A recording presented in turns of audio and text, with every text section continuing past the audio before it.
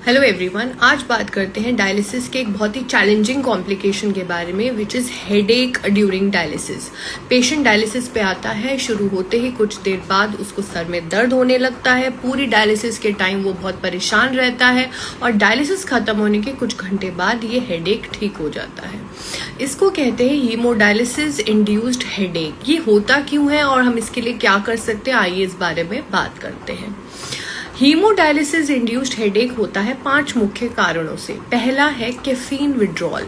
कोई पेशेंट जो कैफीन से बहुत ज़्यादा एडिक्टेड है, डेली का कंजम्पशन उसका 100 ग्राम से ज़्यादा है, उसका डायलिसिस पे आते ही कैफीन विड्रॉल, क्योंकि डायलिसिस में एकदम से वॉश आउट हो जाता है तो वो उसकी बॉडी उस चीज़ को टॉलरेट नहीं कर पाती है और उसको हेडेक होने लगता है।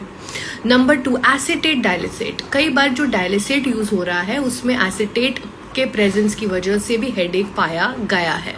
Number 3, haemodynamic ऑल्टरेशंस।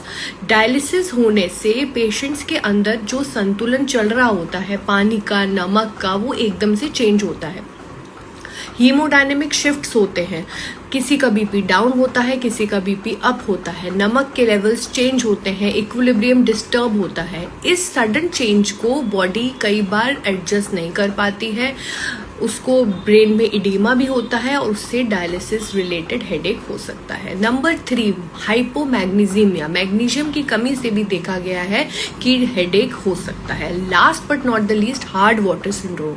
जो पानी यूज कर रहे हैं डायलिसिस के लिए वो कई बार हार्ड होता है, उसमें कैल्शियम, मैग्नीशियम, सोडियम के सॉल्ट्स की मात्रा ज्यादा होती है। इस हार्ड वाटर की वजह से भी हेडेक हो सकता है। अब ये तो हो गए कारणों की बात। अब कर क्या सकते हैं अगर किसी को डायलिसिस में हेडेक होता हो। डायलिसिस में हेडेक के लिए सबसे पहला काम हम ये कर सकते हैं कि जो हीमोडायनेमिक शिफ्ट हो रहे हैं बहुत ही सडन, उनको हम थोड़ा स्लो डाउन करें।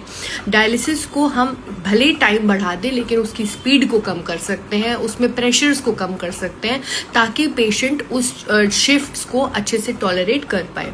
दूसरा हम यूज कर सकते हैं सोडियम प्रोफाइलिंग या यूएफ प्रोफाइलिंग, जिससे सडन शिफ्ट्स आपके अवॉइड हो। ये चेंजेस मशीन में किए जाते हैं डायलिसिस के दौरान।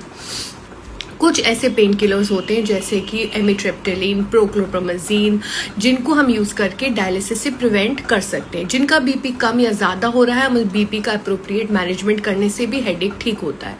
इसके अलावा जो आपके पेन किलर्स हैं जैसे ट्रामाडोल और पैरासिटामोल, उनका भी यूसेज कर सकते हैं। हेडेक को ट्रीट करना काफी चैलेंजिंग होता है, उसकी जड़ तक पहुंचिए और इसके लिए अपने नेफ्रोलॉजिस्ट से मिलिए ताकि आपके हेडेक का प्रॉपर कारण जाना जाए और उस हिसाब से आप ट्रीट किए जा सकते हैं। Thank you.